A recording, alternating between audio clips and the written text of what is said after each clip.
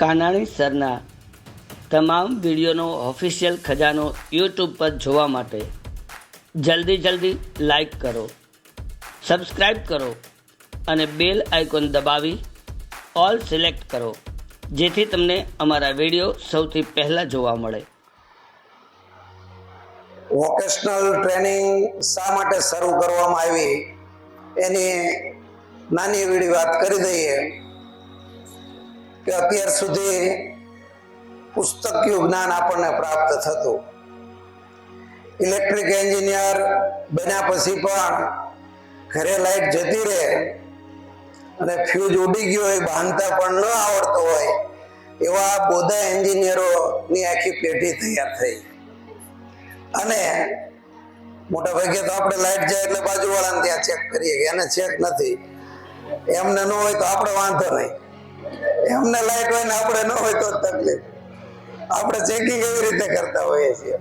તો કર્મકુશળ નવી પેઢી તૈયાર થાય એના માટે સરસ મજાનું સરકાર દ્વારા આયોજન થઈ રહ્યું છે.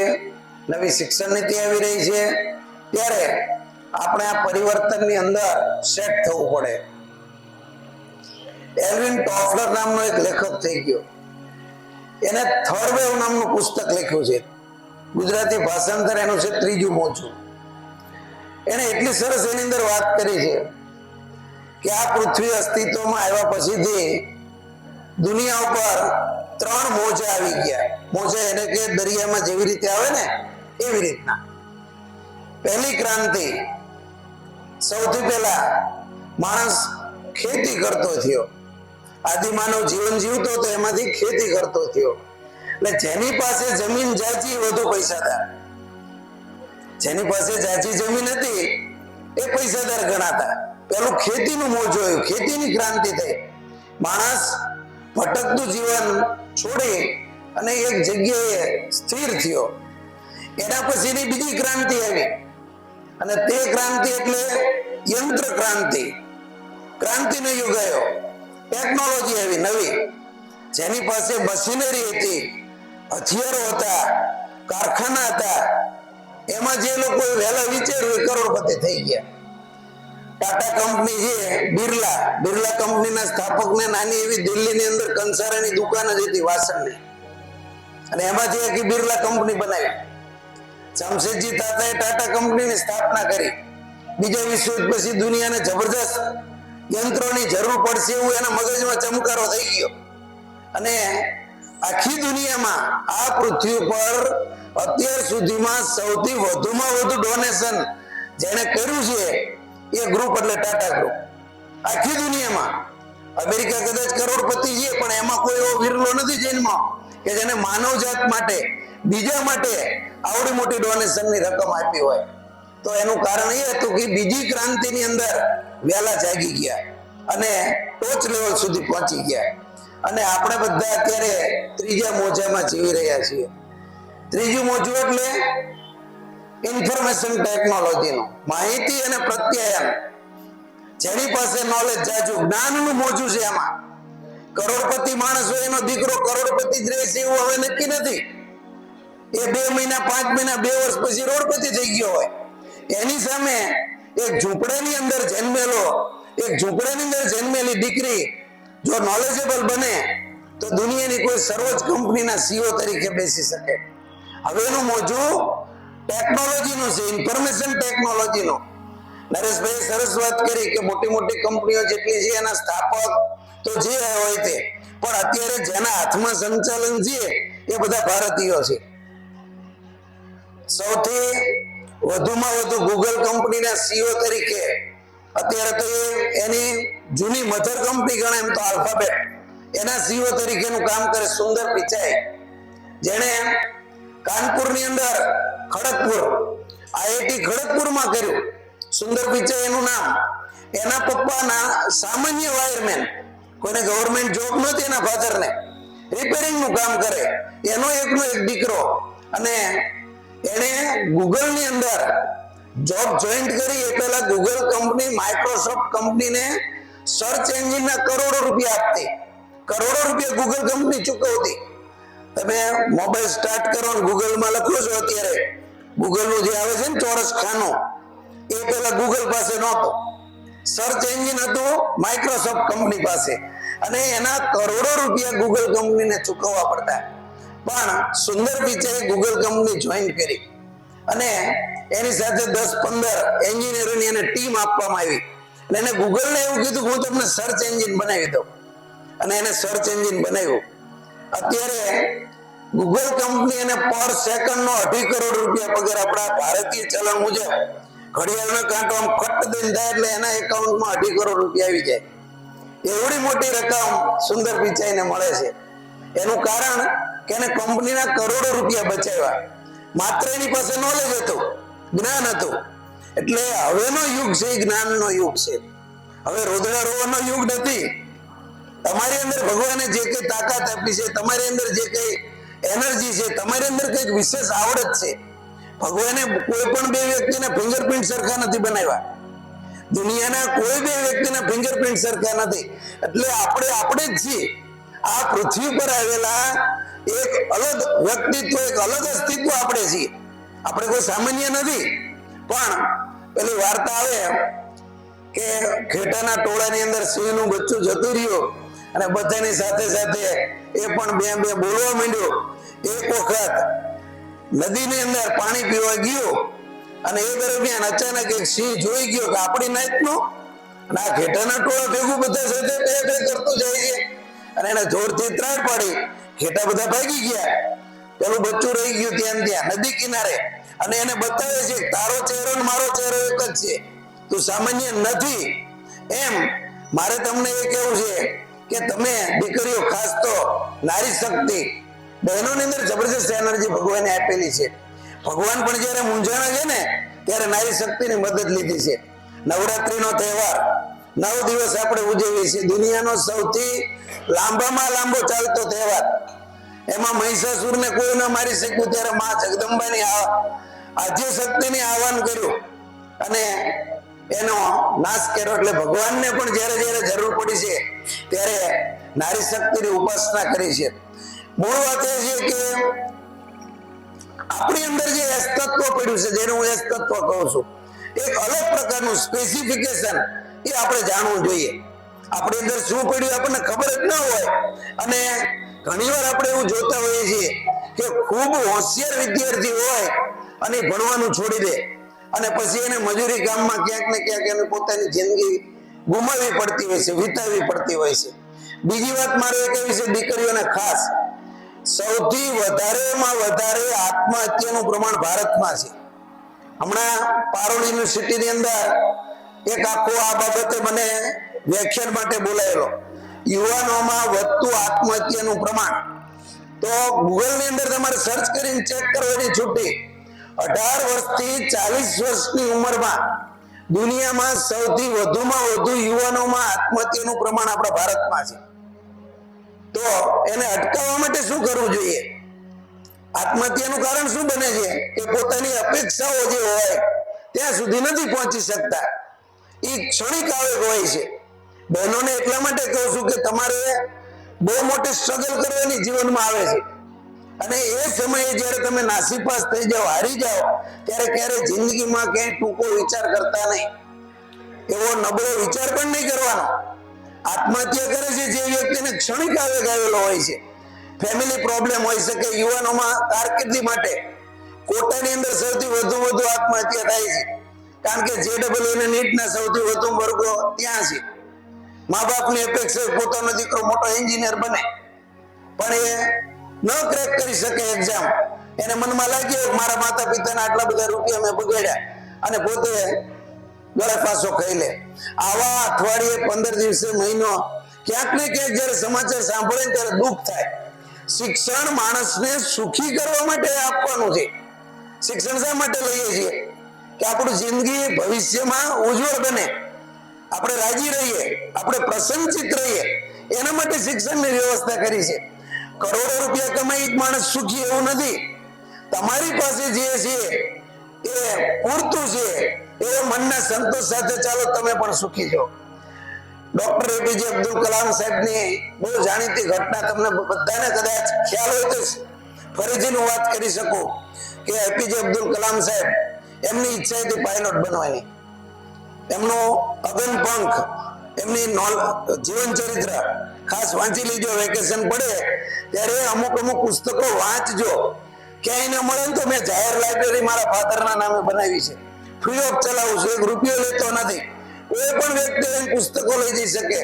લાઇબ્રેરી અંદર અગનપંખ પુસ્તક છે, એ કોઈને વાંચવું તો વેકેશનમાં લઈ જજો અને આ શાળામાં જ અભ્યાસ કરજો. હું કોઈ સ્કૂલમાં પ્રચાર કરવા નથી. મારી પાસે એટલી સંખ્યા છે કે હું બેસાડવા ક્યાં? મારી પાસે સંખ્યા બેસાડવાની જગ્યા નથી. 2600 થી વધારે વિદ્યાર્થીઓ દર્શન વિદ્યાલયમાં અભ્યાસ કરે. હું મારી સ્કૂલના પ્રચાર માટે નથી આવ્યો. પણ નરેશભાઈએ વાત કરી દીકરીઓનો કાર્યક્રમ છે અને એમને તમે 10-15 મિનિટ કંઈક સારી વાત કરો, એમાં કોઈના મગજમાં ચમકારો થઈ જાય તો એમાંથી કદાચ કોઈ નારાયણ મૂર્તિ, બરાબર, ઇન્ફોસિસના માલિક, એની તમે જીવનની જર્ની વાંચો તો તમને એમ થાય વાહ, તો કંઈક કોકને કંઈક સારું મળશે એવી ગણતરી આજે હું આવ્યો છું. મારે તમારો જાજો ટાઈમ નથી લેવાનો, કારણ કે આખર તારીખે એટલે શિક્ષકોને પણ સરાસરી આંકડા રજીસ્ટર ને બધી, અને તમને વાંચવા માટે પરીક્ષા નજીક છે, વાર્ષિક પરીક્ષા. એટલે આપણે 15-20 મિનિટમાં મને જે વાત કહેવા માટે હું આવ્યો છું એ વાત મારે તમને કરવી છે. ડોક્ટર એપીજે અબ્દુલ કલામ સાહેબ એમની ઈચ્છા હતી પાયલોટ બનવાની.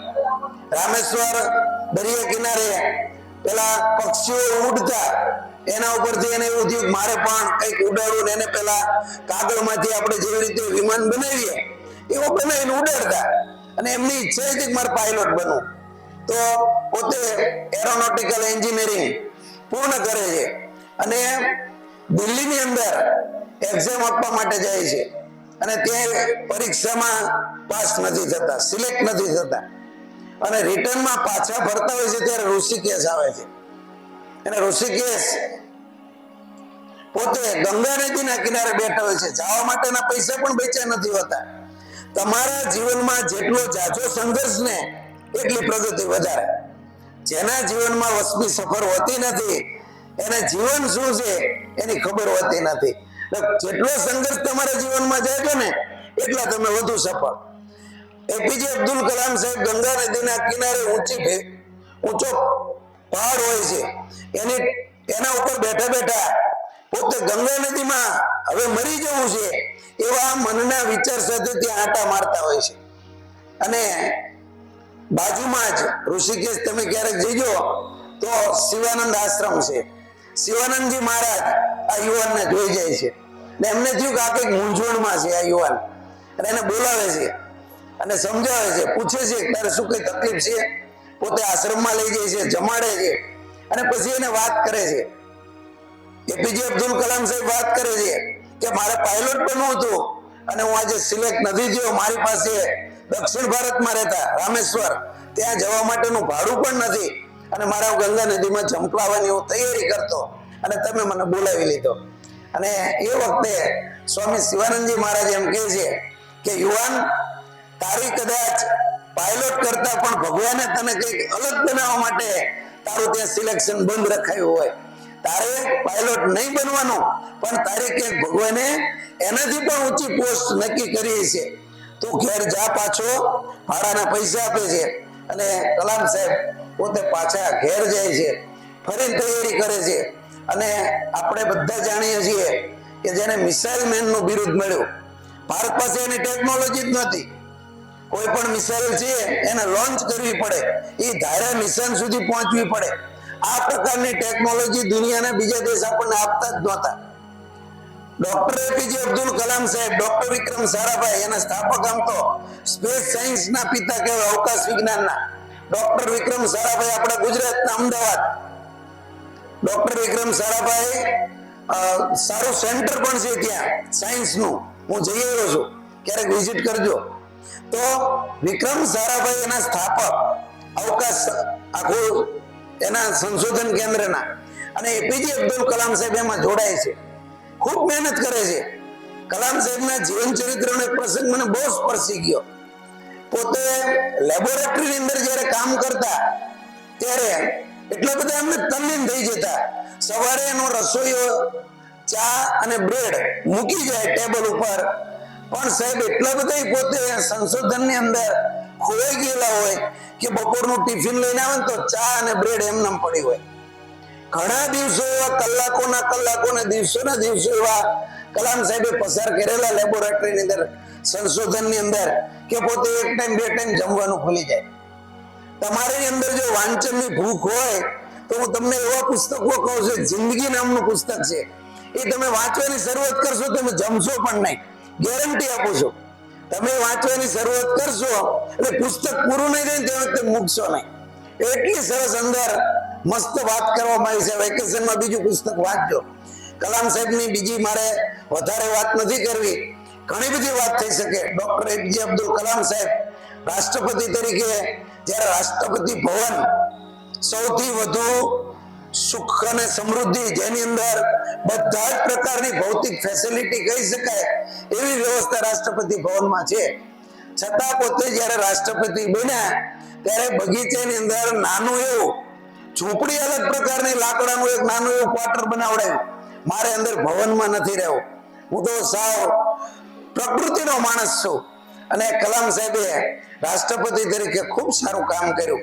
આ દેશને ટેકનોલોજી આપી મિસાઇલની, અને અત્યારે દુનિયાના 5 દેશ જેની પાસે ટેકનોલોજી ગણી શકાય એમાં આપણો ભારત દેશ છે. આવનારા સમયમાં ભારતની અંદર આપણી પાસે દુનિયાનું સૌથી વધુ યુવાધન આપણી પાસે છે. હાલની અંદર જે મહાસત્તાઓનો સર્વે કરવામાં આવે તો સૌથી વધુ બુદ્ધિધન અને યુવાધન ભારત પાસે છે. એટલે આવનારા વર્ષો તમારા માટે તો ખૂબ ઉજળા છે. અમે તો કદાચ ઘરડા થઈ ગયા છો, પણ તમે આ ભારતની બેસ્ટ એનો સુવર્ણ કાળ તમને બધાને જોવા મળવાનો છે. ત્યારે આ સુવર્ણ કાળને બરોબર પચાવવા માટે, એને લાયક થવા માટે સારી કારકિર્દી ઘડવી પડે. એના માટે વાંચન કરવું પડે, એના માટે ધગશ જોઈએ. કોઈ પણ વસ્તુ શીખવી હોય તો ધગશ જોઈએ. જાણવાની ઇંતેજારી, જેને જિજ્ઞાસા વૃત્તિ કહેવાય. એક જંગલ હતું, એની અંદર એક ભરવાડ ઘેટા ચરાવતો, અને એક યુવાન ત્યાંથી પસાર થયો, અને એને કીધું મારે સામા શહેરમાં જવું છે, ત્યાંથી 2 રસ્તા પડતા હતા, તો મારે કયા રસ્તે જવું એને પૂછ્યું.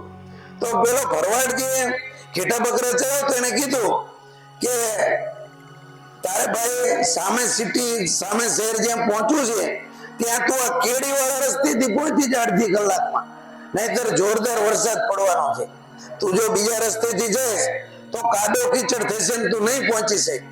તો પેલા યુવાન એને કીધું પગદંડી ઉપર ચાલવા માંડ્યો. એને થોડુંક આગળ ચાલ્યું તો વિચાર આવ્યો કે ક્યાંય વાદળ નથી, ક્યાંય ગડગડાટ થતો નથી, ક્યાંય ઠંડો પવન નથી.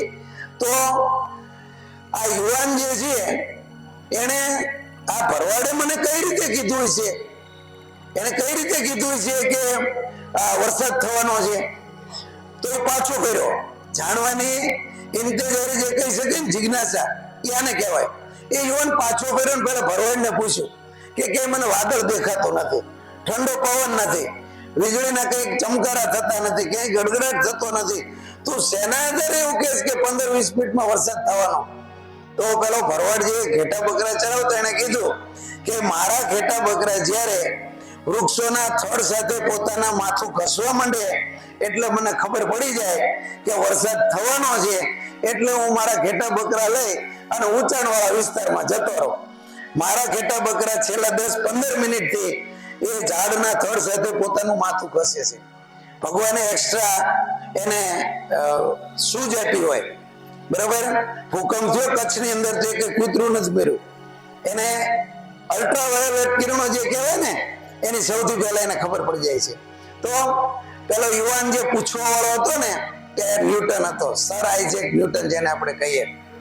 એટલે જેની જિજ્ઞાસા જાણતી છે ને એ જાતો વિદ્યાર્થી, જેની જિજ્ઞાસા જીવતી છે ને એ વિદ્યાર્થી. શા માટે આમ થયું એવો વિચાર જેને આવે ને વૈજ્ઞાનિક બની શકે.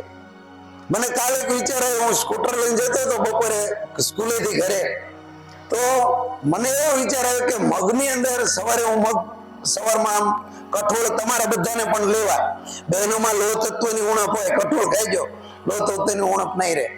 તો મને વિચાર આવ્યો કે મગ સુકાઈ જાય છે, કોઈ પણ વસ્તુની અંદર પાણી જતું રહે એટલે લગભગ એમાં જીવ તત્વ બચે નહીં. તો હું મગ પલાળી દઉં છું તો બીજે ત્રીજે દિવસે એમાંથી અંકુર ફૂટે છે. તો મગની અંદર જીવ રહેલો છે કે બહારથી જીવ અંદર જાય છે? હવે મને વિચાર આવ્યો કાલે, મેં મારો દીકરો આઈટી એન્જિનિયર, એને મેં પૂછ્યું કે પપ્પા આ તો અમને કોઈથી નથી વિચાર આવ્યો. એટલે તડકામાં સ્કૂટર લઈને જતો ને મને વિચાર આવ્યો કે મગની અંદર જીવ હતો ઈ પ્રગટ થયો કે બહારથી અંદર ગયો. એટલે આવું ક્યારેક ક્યારેક જયારે આવું મને વિચારો તો વૈજ્ઞાનિક શું એમ નથી કહેવા માંગતો, તમે વિદ્યાર્થી છો એ હોવાનો પુરાવો એટલે આવા વિચાર આવે. હું વિદ્યાર્થી છું. ડોક્ટર રવિન્દ્રનાથ ટાગોર એવું કહેતા કે માણસ જન્મે તે મૃત્યુ પર્યંત સુધી એની કેળવણી ચાલુ રહેશે. કેળવણી ભણવાનું એટલે કે પુસ્તક લઈને સ્કૂલે જામ, છૂટીને 12-1 વાગે છૂટી જાય ભણવાનું પૂરું થાય એટલે કેળવણી કે શિક્ષણ નહીં. શિક્ષણ આજીવન ચાલતી પ્રક્રિયા છે, જન્મથી મૃત્યુ પર્યંત સુધી. હું અત્યારે પીએચડી ની તૈયારી કરું છું. તમે પણ ભણજો, ખૂબ ભણજો. એક નાની વાત કરી, મારી વાત પૂર્ણ કરું, કારણ કે આમ વાત કરવા બેસું તો 5-6 કલાક ચાલે ને તો તમને મજા આવે અને વાત સતત ચાલુ રહે. પણ છેલ્લી વાત કરી અને મારી વાત હું પૂર્ણાવતી તરફ લઈ જાઉં કે આપણા જ વઢવાણ તાલુકાનું નાનું એવું ગામ, એમાં અભણ મા બાપ, એનો એક દીકરો ભણવામાં હોશિયાર, પણ ગામડું ગામ એટલે ત્યાં તો શિક્ષણ કેવું મળે, 5-7 ચોપડી સુધી એના ગામમાં પડે, પછીથી ભણવાનું બંધ કરે. હાઈસ્કૂલમાં 10-15 દિવસ જાય, એવી સારી હાઈસ્કૂલ એમયુ સેટ જેવી 10-15 દિવસ જાય પછી જવાનું બંધ કરી દે. એટલે એના ગણિતના શિક્ષક એને સમાચાર મોકલે કે તું ભણવા માટે આવે, તું હોશિયાર છું, તું ભણીશ તો ખૂબ આગળ વધીશ. તો વળી સાહેબની વાત માને અને ભણવાનું ચાલુ કરે.